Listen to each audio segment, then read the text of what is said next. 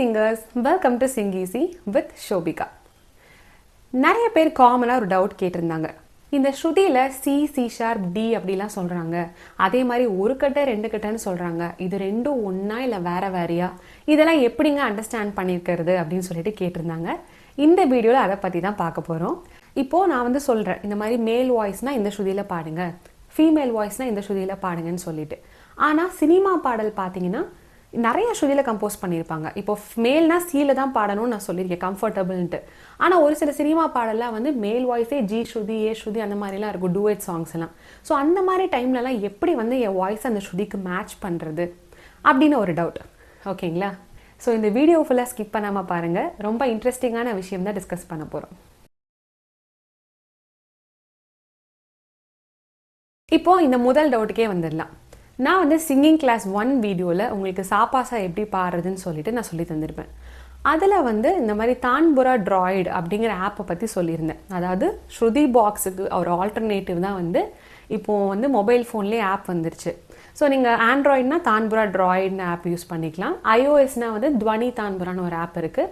And நிறைய apps இருக்குது. So இது எல்லாருமே காமனாக யூஸ் பண்ணுற ஒரு ஆப்னால நான் சஜஸ்ட் பண்ணியிருந்தேன். ஸோ நம்ம அந்த ஆப்பை வச்சே நம்ம உங்களுக்கு நான் எக்ஸ்பிளைன் பண்ணுறேன் இந்த ஒவ்வொரு ஸ்ருதி என்ன அப்படின்னு சொல்லிட்டு. ஓகேங்களா? இப்போ அந்த ஆப் ஓபன் பண்ண உடனே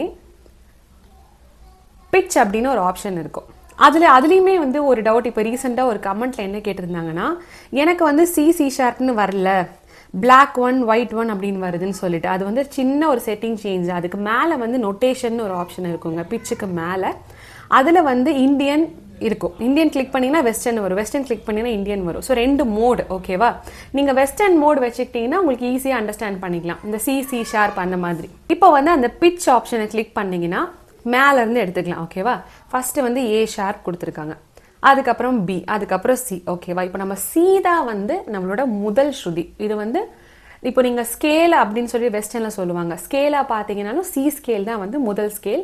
கீபோர்ட்லேயும் சி அப்படிங்கிற கீ தான் ஃபஸ்ட்டு ப்ளே பண்ணுவோம். ஓகேங்களா? அப்போ சிங்கிறது தான் நம்மளோட சா அப்படின்னு ஞாபகம் வச்சுக்கோங்க. இப்போ கீஸா பார்த்தாலும் அப்படி தான் வரப்போகுது, ஸ்ருதியாக பார்த்தாலும் அப்படி தான். ஓகேவா? இப்போ சியிலேருந்து எடுத்துட்டோம்னு வச்சுக்கோங்களேன். சி அப்படிங்கிறது தான் ஒரு கட்ட ஸ்ருதி. ஓகேங்களா? நீங்கள் வெஸ்டர்னில் பார்த்தீங்கன்னா சியிலேருந்து ஆரம்பிக்கும். CDEFGABCங்கிறது தான் வெஸ்டர்ன் ஆல்ஃபபெட்ஸ். ஸ்ருதியில் ஒரு கட்டை 1.5 கட்டைன்னு சொல்லுவோம் இல்லையா, அதுதான். ஸோ சிங்கிறது ஒரு கட்டை ஸ்ருதி. சி ஷார்ப்புங்கிறது, ஸோ ஷார்ப்புங்கிறது ஒன்றும் இல்லை, ஒரு செமிடோன் இன்க்ரீஸ் பண்ணுறதுக்கு பேர் தான் ஒரு ஹாஃப் ஸ்டெப் அதிகமாக போகிறோம் அப்படின்னு ஞாபகம் வச்சுக்கோங்க. சியிலிருந்து டிக்கு நடுவில் ஒரு அரைப்படி மேலே போகிறது தான் சி ஷார்ப். அதனால் சி ஷார்ப்புங்கிறது 1.5 கட்டை, டிங்கிறது 2. ஓகேங்களா? டி ஷார்ப்புங்கிறது 2.5 கட்டை. ஓகேங்களா? அதுக்கப்புறம் இ அப்படிங்கிறது 3 கட்டை. அதுக்கப்புறமா இ ஷார்ப்னு ஒன்று இருக்கணுமே, இல்லையே அப்படின்னு நீங்கள் யோசிக்கலாம். இது ஃபுல்லாகவே நம்ம முன்னோர்கள் டிசைன் பண்ணி செட் பண்ண ஒரு விஷயம். ஸோ இந்த ஈக்கு ஷார்ப் கிடையாது, அதே மாதிரி பிக்கும் ஷார்ப் கிடையாது அப்படிங்கிறது ஒரு ரூல். ஓகேங்களா? இந்த மியூசிக்கில் இந்த மாதிரி தான் சிஸ்டமேட்டிக்காக இருக்குது. அதுக்கு நிறைய ரீசன்ஸும் இருக்கலாம். ஓகே, இப்போ நம்ம ஈஸியாக அண்டர்ஸ்டாண்ட் பண்ணிக்கிறதுக்கு நீங்கள் ஞாபகம் வச்சுக்கோங்க.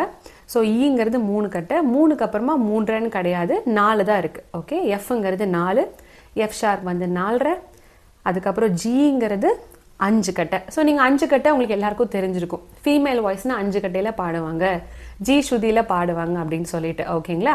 மேல்னா எதில் பாடுவாங்க? ஒரு கட்டையில் பாடுவாங்க, சி ஸ்ருதியில் பாடுவாங்க. ஓகே, இப்போ அதுக்கப்புறமா ஜி வரைக்கும் பார்த்துட்டோமா. ஜி ஷார்ப் 5.5 கட்டை, அதுக்கப்புறமா ஏங்கிறது 6 கட்டை, ஏ ஷார்ப்ங்கிறது மறுபடியும் மேலே பாருங்கள், ஏக்கு அப்புறமா மேலே ஏ ஷார்ப் 6.5, அதுக்கப்புறமா 7. ஓகே, 7. அதுக்கப்புறம் சியை 8 கட்டை அப்படின்னு சொல்லலாம். இப்போ தான் ஒரு முக்கியமான கான்செப்டுக்கு நாம் வரோம். ஆக்டேவ்ஸ் அப்படின்னு ஒரு கான்செப்ட். ஓகேங்களா? ஸோ இந்த ஆக்டேவ்ஸ் அப்படிங்கிறது ஒரு சிம்பிளான எக்ஸ்பிளனேஷனோட உங்களுக்கு நான் சொல்கிறேன். இப்போ நீங்கள் நார்மலாக சரிகமா நிசா பாடுறேன்னு வச்சுக்கோங்களேன். இப்போ பாருங்கள், இப்போ நான் சி ஸ்ருதியே ப்ளே பண்ணுறேன். சாரி காமா பாடா நீசா, இப்படி தான் நம்ம ஒரு ஃபீமேல் பாடும்போது மேட்ச் பண்ணுவோம். இந்த சரிகமா பதனிசாவை 3 வகையாக பாடலாம். அதாவது இந்த சாக்கு கீழேயும் சில ஸ்வரங்கள் இருக்குது. சா அப்படின்னா இப்போ நான் சாக்கு கீழே பாடுறேன் பாருங்க, சா நே தா பா மா க ரே சா சா, அப்படி ஒரு சா இருக்கு. ஓகேவா? அதுக்கப்புறம் நான் மேலே ஒரு சா வந்தது இல்லையா, சாரே காமா பதானி சா சாரே காமா, அந்த மாதிரி சாக்கு மேலே சரிகமா பதானி சாவும் இருக்கு. ஸோ அப்படி பார்த்தீங்கன்னா நமக்கு 3 ஆக்டேவ் கிடைக்கும். இது பேர் 3 ஸ்தாயி அப்படின்னு சொல்லுவாங்க கர்நாடிக் மியூசிக்கில். ஸோ நடுவில் இருக்கிறது வந்து தான் வந்து நம்ம பாடுற மிடிலான ஒரு ஆக்டேவ். ஓகேங்களா? அதுக்கு கீழே வந்து மந்திரஸ்தாயின்னு ஒன்று இருக்குது, தாரஸ்தாயின்னு ஒன்று இருக்குது.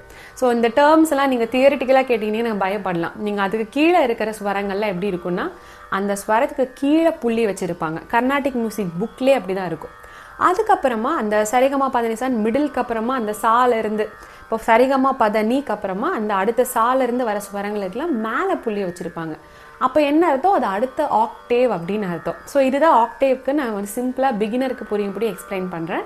ஸோ இப்போ வந்து இந்த ஆக்டேவ்ஸ்னால தான் வந்து நான் சொன்ன சியை ஒரு கட்டணும் சொல்லலாம், 8 கட்டணும் சொல்லலாம் அப்படின்னு சொல்லிட்டு, அது வந்து ஒரு கான்செப்ட்.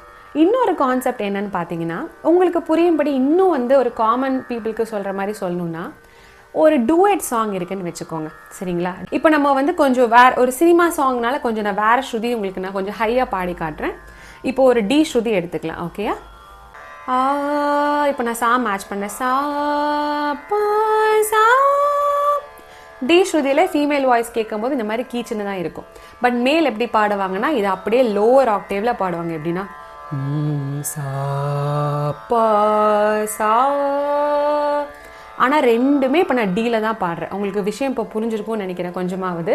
எப்படின்னா சா, அதுவும் சா தான்.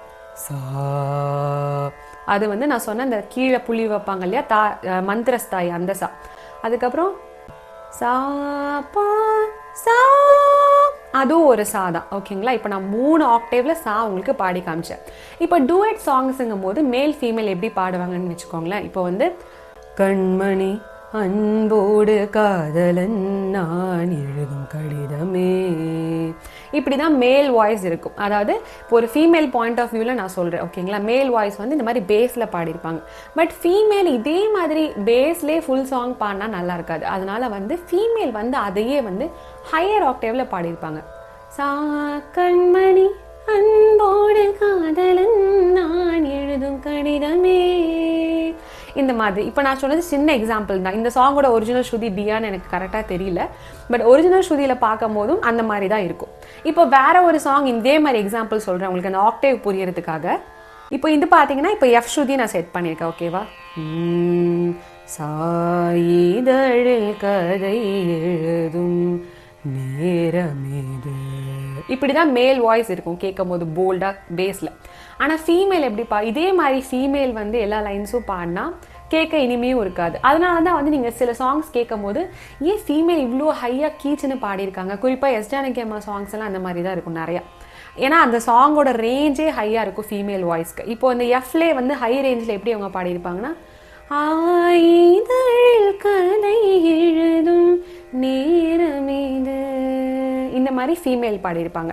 இப்போ உங்களுக்கு இந்த ஆக்டேவ் விஷயம் புரிஞ்சிருக்கும்னு நினைக்கிறேன். நீங்கள் ஒரு ஸ்ருதின்னு எடுத்தீங்கன்னா இப்படியும் சாப்பாடலாம், இப்படியும் சாப்பாடலாம். பட் வந்து ஃபீமேலுக்குன்னு ஒரு கம்ஃபர்டபுளான ரேஞ்சுனா அது ஜீல இருந்து தான் தொடங்குது அப்படிங்கிறத ஞாபகம் வச்சுக்கோங்க. இப்போ ஜீல இருந்து நீங்கள் அந்த மிடில் பாடும் போது தான் வந்து கேட்கவும் கம்ஃபர்டபுளாக இருக்கும், கரெக்டாகவும் இருக்கும். ஆனால் மேல் எப்படி பாடுவாங்க, சி ஸ்ருதியில் பாடும்போது தான் அந்த மிடில் ஸ்ருதியில் அவங்க ஆரம்பித்து பாடுவாங்க. ஓகேங்களா? ஸோ இப்போ நான் சொல்லியிருக்கிற விஷயம் உங்களுக்கு கண்டிப்பாக புரிஞ்சிருக்கும்னு நினைக்கிறேன். நீங்கள் வந்து முடிஞ்ச அந்த டூயட் சாங்ஸ் ஏதாவது ஒரு சாங் வந்து ரொம்ப ஃபீமேலுக்கு ஹையாக இருக்க மாதிரி ஒரு சாங் எடுத்து நீங்கள் கேட்டு பாருங்கள். ஸோ அந்த சாங்கில் கேட்கும்போது உங்களுக்கு புரியும் மேல் பாடும்போது எப்படி இருக்குது, ஃபீமேல் பாடும்போது எப்படி இருக்குன்னு. நம்மளால 2 ஆக்டேவும் பாட முடியும். ஒரு ஃபீமேல் சிங்கர் பாயிண்ட் ஆஃப் வியூவில் சொல்கிறேன். மேல் பாயிண்ட் ஆஃப் வியூவில் நான் ஒரு மேல் சிங்கரை வச்சு எக்ஸ்பிளைன் பண்ணால் தான் இன்னும் ஒரு இதாக இருக்கும். பட் அதுக்கு பாசிபிலிட்டி இப்போ இல்லை. அதனால இப்போ ஒரு ஃபீமேல் பாயிண்ட் ஆஃப் வியூவில் பார்த்தா அப்படி தான் எனக்கு இருந்துச்சு. இப்போ வந்து ஆயிதழில் கதை எழுதும் அப்படியும் நான் அந்த ஃபுல் பாட்டாக பாட முடியும் அந்த சாங்கை கேட்கும் போது. அதே மாதிரி இதழில் கதை எழுதும் நேரம் இது அப்படியும் அந்த ஃபுல் சாங்கையும் பாட முடியும். ஓகேங்களா? ஸோ இந்த மாதிரி நம்ம ஃபீமேலால் ஒரு சாங்கை பேஸும் பாட முடியும், ஹையும் பாட முடியும். இதுதான் வந்து ஆக்டேவ்ஸ் அப்படிங்கிற விஷயம். ஈவன் இப்போ ரெக்கார்டிங்கில் வந்து இப்போது உங்களுக்கு இன்னும் வந்து டெக்னிக்கலாக விஷயம் சொல்லணும்னா, இப்போ நான் ரெக்கார்டிங்ஸ்லாம் பாடும்போது இந்த டிடின்னு ஒரு விஷயம் இருக்குது. எப்படின்னா, நீங்கள் ஒரு லைன் சில பேர் பாடும்போது கேட்டிருப்பீங்க சாங்ஸில், அதே சிங்கர் ஒரே சிங்கர் தான் பாடியிருப்பாங்க. பட் 2 பேர் 3 பேர் பாடின மாதிரி கேட்கும் ஒரு சில லைனில். அது எப்படின்னா வந்து 2-3 ட்ராக்கை எடுத்து ஓவர்லேப் பண்ணி நமக்கு வந்து அது கொடுத்துருப்பாங்க மிக்சிங் பண்ணி. ஸோ அந்த டைமில் எப்படி இருக்கும்னா இந்த ஹை லைனையே வந்து ஃபீமேல் அதே சிங்கரே பேஸ் வாய்ஸ்லையும் பாடியிருப்பாங்க. ஓகேங்களா? இப்போ நிறையா நான் இப்போ ரெக்கார்டிங்ஸ்லேயுமே வந்து அந்த மாதிரி மியூசிக் டைரக்டர்ஸ் பாட சொல்கிறாங்க.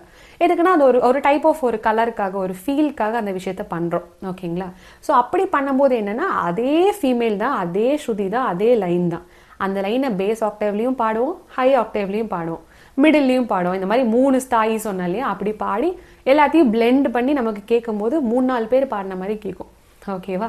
ஸோ இந்த மாதிரி ஒரு கான்செப்டும் இப்போ வந்து இப்போ ப்ரெசென்ட்டில் ரெக்கார்டிங்ஸ்லலாம் யூஸ் பண்ணுற ஒரு விஷயம். ஓகே, இந்த வீடியோவில் கண்டிப்பாக வந்து நிறைய பேருக்கு இருந்த டவுட் கிளியர் ஆயிருக்கும் அப்படின்னு சொல்லிட்டு நான் நம்புகிறேன். நீங்கள் ஒரு பாட்டு கிளாஸ்க்கு போகிறீங்க, நிறையா சாங்ஸ் கேட்டிருக்கீங்க, அந்த மாதிரி கேள்வி ஞானத்தில் பாடுறாங்கன்னா கண்டிப்பாக உங்களுக்கு புரிஞ்சிருக்கும். பட் ஸ்டில் நான் சொன்ன மாதிரி நீங்கள் நிறையா சாங்ஸ் எடுத்து கேட்டு பாருங்கள். அண்ட் வேறு ஸ்ருதியில் நீங்கள் பாடி பாருங்கள். இப்போ நீங்கள் சாப்பாசா பாட தெரியும்னா ஒவ்வொரு ஸ்ருதிலையும் உங்கள் வாய்ஸை மேட்ச் பண்ணி வேறு பாடி பார்க்கும்போது உங்களுக்கு டிஃப்ரென்ஸ் தெரியும். இந்த ஸ்ருதியில் என் வாய்ஸ் கணீர்னு இருந்தது, போக போக வாய்ஸ் கீச்சுன்னு ஆகுது. இந்த மாதிரி டிஃப்ரென்ஸ் வந்து உங்களுக்கு புரிய வரும்போது நான் சொல்லிக்கிற இந்த கான்செப்ட் வந்து கண்டிப்பாக உங்களுக்கு ப்ராக்டிக்கலாக அதை அப்ளை பண்ணி பார்க்கும்போது ஈஸியாக அண்டர்ஸ்டாண்ட் ஆகும். ஓகே, ஸோ இந்த வீடியோவை பற்றி என்ன ஃபீல் பண்ணுறீங்க, உங்களுக்கு ஹெல்ப்ஃபுல்லாக இருந்துச்சா இல்லையாங்கிறத மறக்காமல் கமெண்ட் பண்ணுங்கள். ஜஸ்ட்டு பார்த்துட்டு மட்டும் போகாமல் எல்லாரும் கமெண்ட் பண்ணிங்கன்னா தான் எனக்கும் ஒரு மோட்டிவேஷனாகவும் இருக்கும். உங்களுக்கு புரிஞ்சுதா இல்லையாங்கிற விஷயமும் எனக்கு தெரிய வரும். அதுக்கு தகுந்த மாதிரி நான் வீடியோஸும் உங்களுக்காக போஸ்ட் பண்ணுவேன். ஓகே, ஸோ தேங்க்யூ ஃபார் வாட்சிங் Sing Easy. Subscribe to Sing Easy and make your singing easy.